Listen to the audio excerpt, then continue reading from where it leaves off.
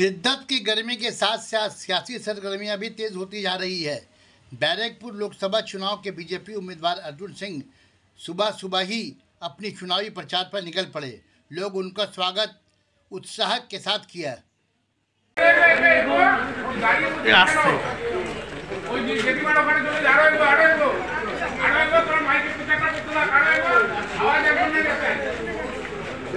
Slogan তোলো না।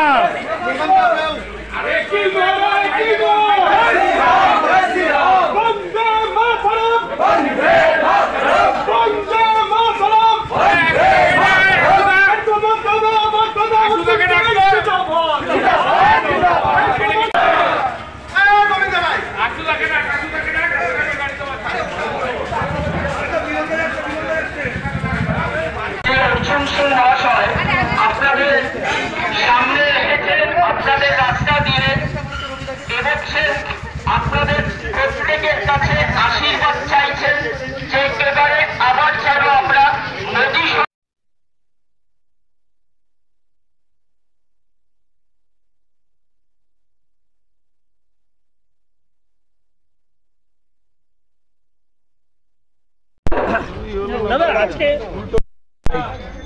আজকে সকাল থেকে ভোট শুরু হয়েছে, বেশ কিছু বিক্ষিপ্ত অশান্তি আসছে। দেখুন, সবটাই ইলেকশন কমিশনের উপরে ডিপেন্ড করে। ইলেকশন শক্ত আছে, কত শক্ত নেই, ইলেকশন কমিশন দেখুন কি করে ভোট করাচ্ছে। ও তো বাংলায় ভোট দখল, বুথ দখলের তো পরম্পরা আছে। তৃণমূল এর ছাড়া কোনো তৃণমূলে করে যে কোনো পথও নেই। এ না করলে তৃণমূল ভোটও পাবে না। 10%ও ভোট নেই তৃণমূল কাছে, ওই জন্য এরা করছে। ভোটের সুনামি কি হবে বিজেপির অনুকূলে? আশা তো করা যায়, 30-32টা সিট তো পাওয়ার কথা আছে। এরা যে বলছে আমরা এই ভান্ডার দিয়েছি, ওই দিয়েছি, সেই দিয়েছি। ভান্ডার প্রকল্পই প্রকল্প, জন্ম থেকে মৃত্যু অবধি প্রকল্প, কি করে এর ডিপেন্ড করবেন? জন্ম প্রকল্প দিয়েছে আর সব প্রকল্প থেকে কমিশন নিচ্ছে, তো ওই প্রকল্প মানেটা কি থাকছে? দাদা, মমতা বন্দ্যোপাধ্যায় বলছেন ডার্টি পলিটিক্স খেলা হচ্ছে বিজেপির পক্ষ থেকে। হ্যাঁ, ওনার থেকে ডার্টি পলিটিক্স কে বেশি করে? এতো বাংলা না ভারতবর্ষের যারা মানুষ টাকা দিয়ে চাকরি পেয়েছে তারা কি টাকা ফেরত পাবে? যাদের দিয়েছে নেতাদের ফেরত পাবে কি না পাবে, ফেরত নিতে হবে। কি করতে হবে তাদের? আমরা তাদের সঙ্গে থাকবো, তাদের নিয়ে আমরা যে সমস্ত নেতারা টাকা নিয়ে চাকরি দিয়েছে তাদের কি করা হবে?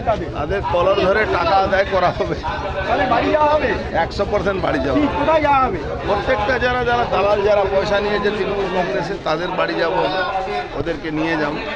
ঠিক আছে, এবার আমাদের কাজ করতে দাও। গোলসিতে দেখা গেল কালকে বিস্ফোরণ হয়েছে, পুলিশ বলছে বিস্ফোরণের কোনো প্রমাণ নেই, কিন্তু স্থানীয় বাসিন্দারা বলছেন যে হাত উড়ে গেছে একজন তৃণমূল কর্মী।